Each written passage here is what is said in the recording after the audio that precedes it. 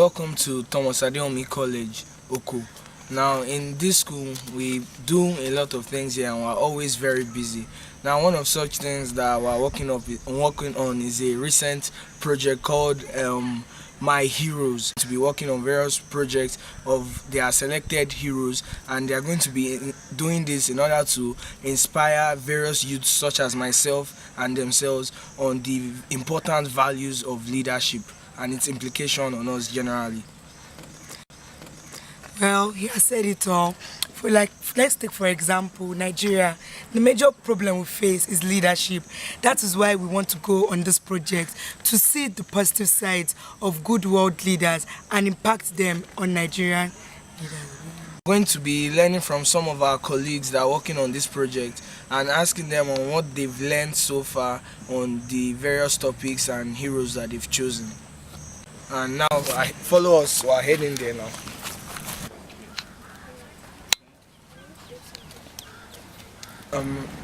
I'm here with one of my colleagues. That's Abiodun Moses. And she's also one of the students that were selected to write on one of their heroes, or on the topic My Heroes. And who did you choose for your own? Barack Obama. And what inspired you to choose Barack Obama?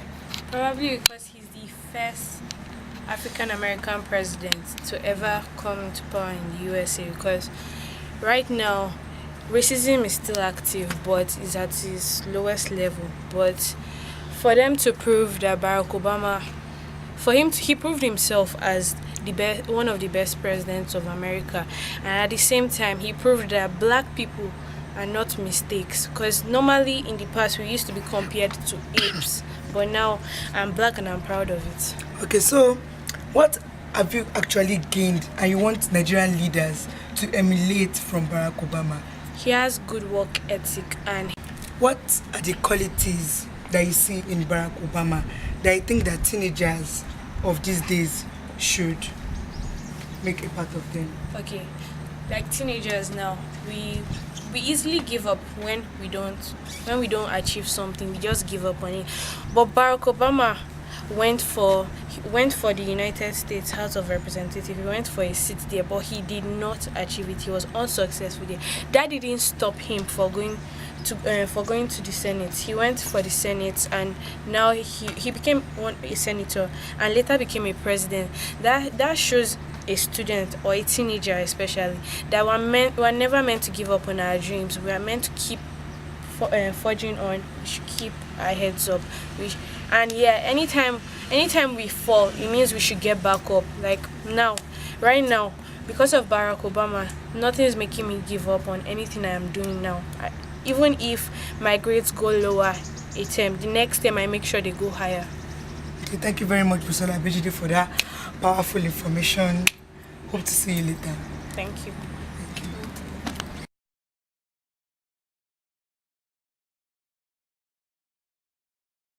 This is another one of my colleagues that's also working on one of the projects that is titled My Heroes. So, what's your name? My name is Abiodun. And who are you working on, please? I'm working on Martin Luther King Jr. Now, Martin Luther King Jr., I think from the little I know, I've been hearing that he really helped in curbing racism a lot in the late. So, can you just tell me anything that about him? What inspired you to choose him? What you've learned from him? Okay, I got inspired by him because of the speech he has been giving, and also he fought for civil rights of the blacks. So even no matter the situation at that time, he still fought for the civil rights. So I got inspired by his speech and also the way he fought for our rights.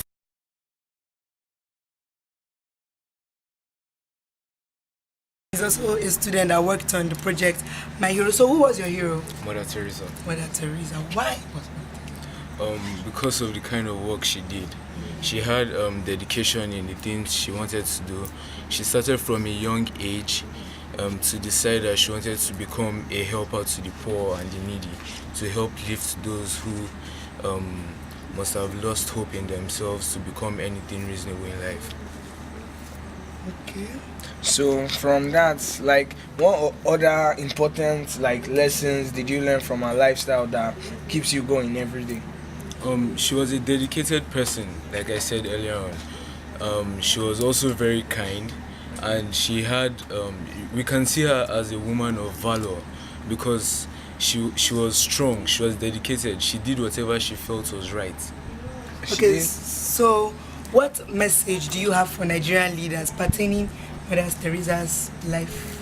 To Nigerian leaders, I would say they should be truthful, honest, and they should try to emulate a good-hearted person like Mother Teresa, because presently we have a lot of beggars and co on the streets, and if we had more leaders like Mother Teresa, they could be lifted and also have an opportunity in life.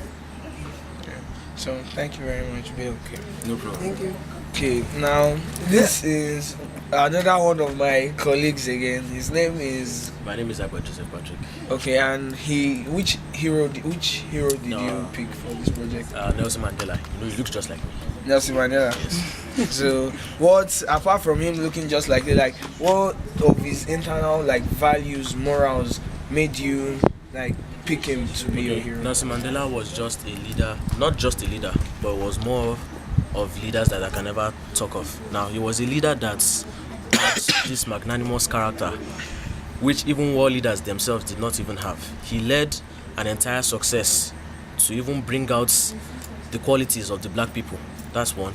Then he was a charismatic leader. As much protest as he led, he also put it that, please let there not be violence. So there were two things he fought against: racism and violence. And thirdly, his famous quotes, because he usually says that no one is born just because of their color or their nature or their race, but they are born to be something in this world.